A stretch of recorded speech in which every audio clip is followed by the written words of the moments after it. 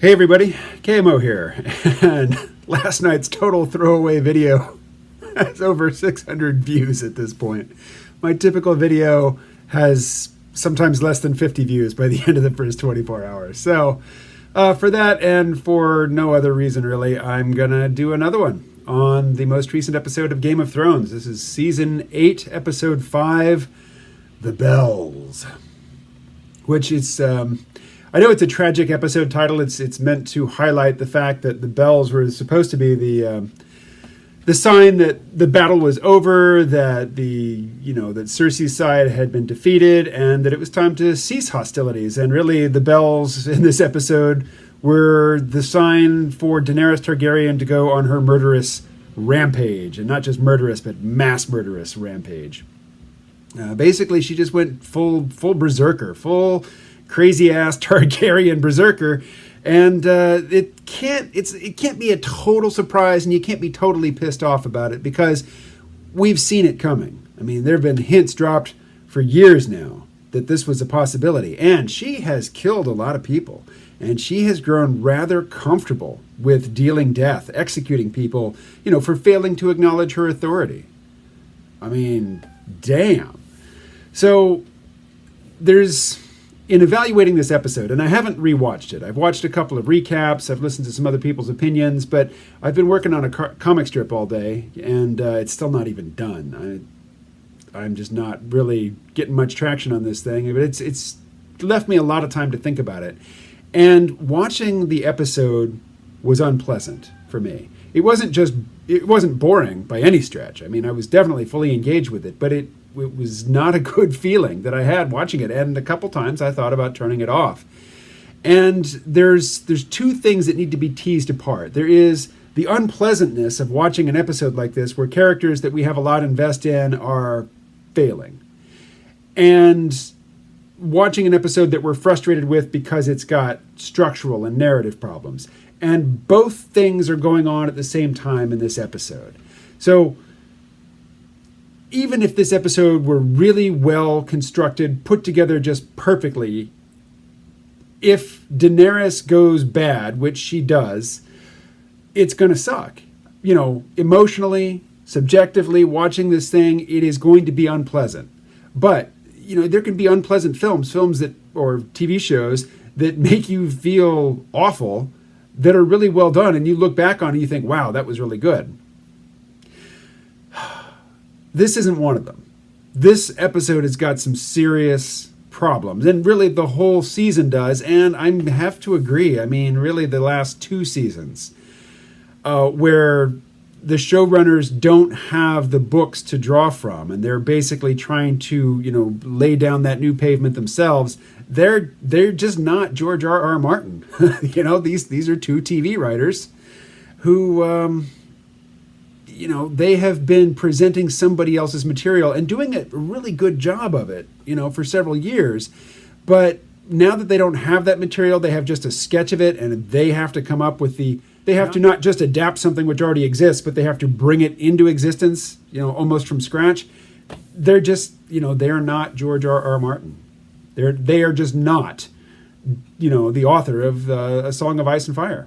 So Daenerys, I think Emilia Clarke totally sold it, and really her going bad, her going dark, her going mad queen, that's not a problem. I mean, we've seen visions that she's had where she was walking through the Red Keep, inside the throne room, the roof has fallen in, it is a ruin, this has been building for a while. This has been coming for a while.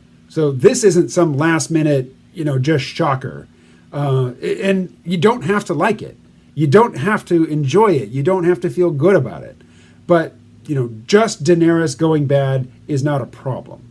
Jon Snow is very frustrating in this episode and really in the whole season.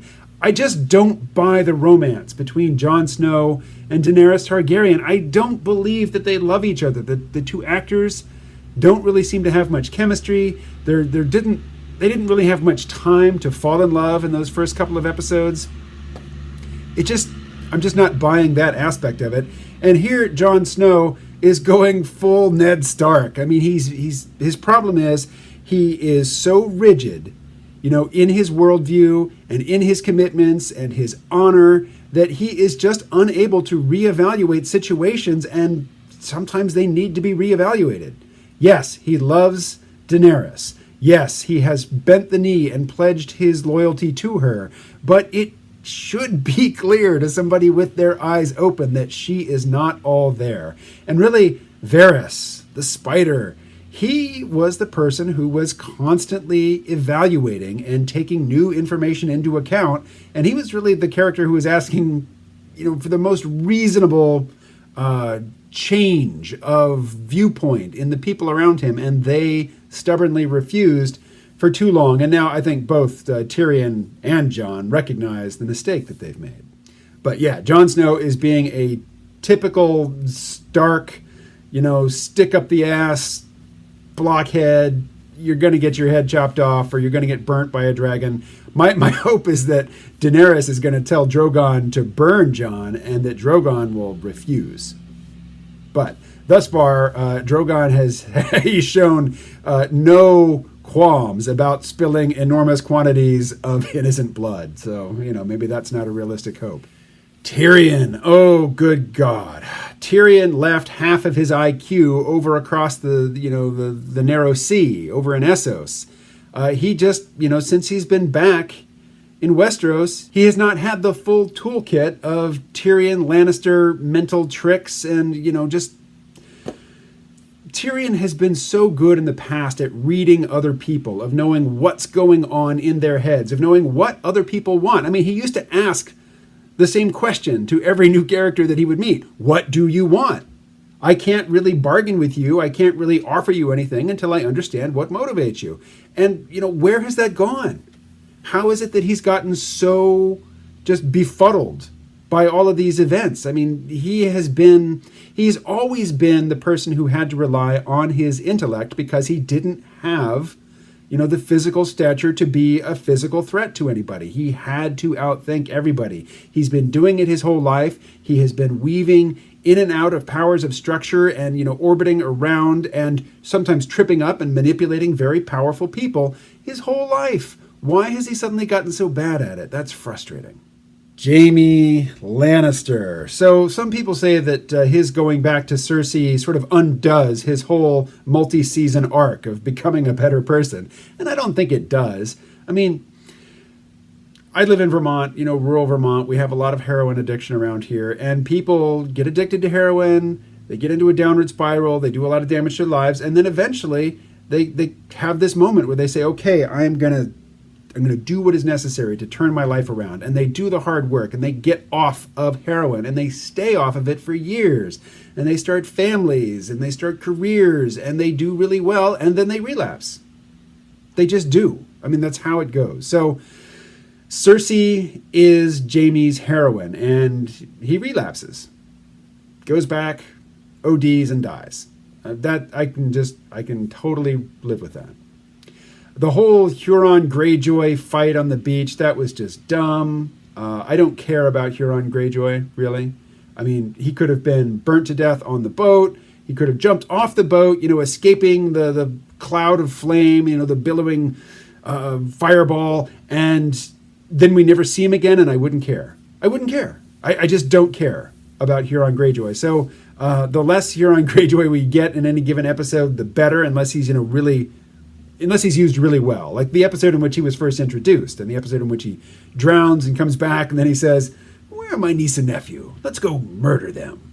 That was great. I loved that. But I think, the whole Euron Greyjoy, Cersei interaction has been overdone and it just hasn't been very rewarding for me. And I just didn't really care to see as much Euron Greyjoy in this episode as we did.